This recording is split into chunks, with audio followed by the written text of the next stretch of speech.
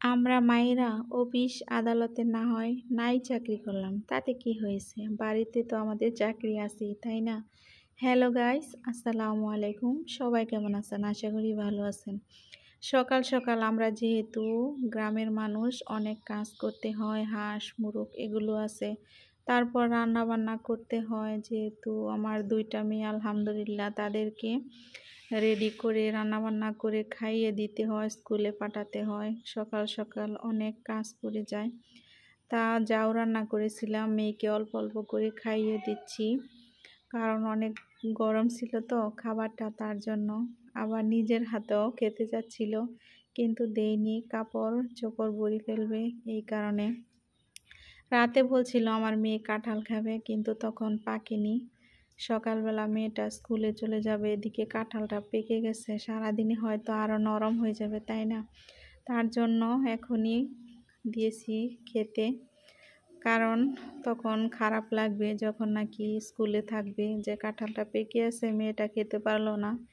মায়েদের মন এরকমই হয় আসলে, যতটুকুই খাইতে পারে আসলে আলহামদুলিল্লাহ।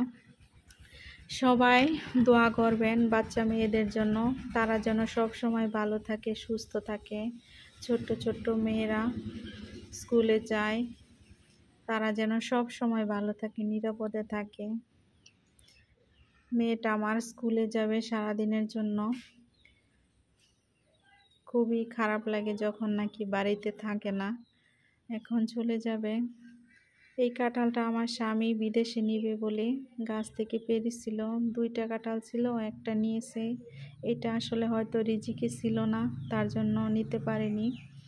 বাড়িতে ছিল, বেশি হয়ে গেছে মাল, তার জন্য নেয়নি। যাই হোক, আমাদের মেয়েদের ভাগ্যে ছিল হয়তো তারা খাবে, এই জন্য তা অল্প পরিমাণে খেয়েছে।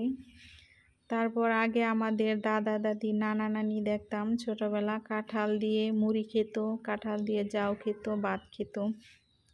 এখন দেখা যায় না, কিন্তু আজকে ইচ্ছে হলো যে আমিও কাঁঠাল দিয়ে জাউ খাবো। তা এখন আমি জাউ খাচ্ছিলাম, খুব মজা লাগছিল। তারা এই পৃথিবীতে নেই, কিন্তু তাদের কথা ভুলতে পারি না, মাঝে মধ্যে মনে পড়ে। এই ছোট ছোট জিনিসগুলো যখন সামনে আসে, শীতের দিন রৌদ্রে বসে থাকতো, তারপর আবার জাউ দিয়ে কাঁঠাল খেত। দোয়া করি তাদের জন্য, সকল মুরব্বীদের জন্য যারা মারা গেছে, সবাই ভালো থাকুক সব সময়। এদিকে আমি দুপুরে রান্নার জন্য সব কিছু কেটে কুটে নিয়েছি। কলমি শাক শিং মাছ দিয়ে রান্না করব, ঝোল ঝোল করে। আসলে খুব ভালো লাগে আমার কাছে কলমি শাক, চিংড়ি মাছ দিয়েও ভালো লাগে। তোমাদের কার কেমন কী মাছ দিয়ে খেতে ভালো লাগে কমেন্ট করে জানিয়ে দিবা। এই তো আমার রান্নাটা হয়ে গেছে। শাক ভাত খেতে আমার খুবই ভালো লাগে, তার জন্য আর কি নিয়ে এসেছি বাজার থেকে। আলহামদুলিল্লাহ খুবই ভালো আছি। আমার ভিডিও যদি তোমাদের কাছে ভালো লাগে তাহলে সাবস্ক্রাইব করে পাশে থাকবে। সবাই ভালো থাকবে সব সময়। আসসালামু আলাইকুম।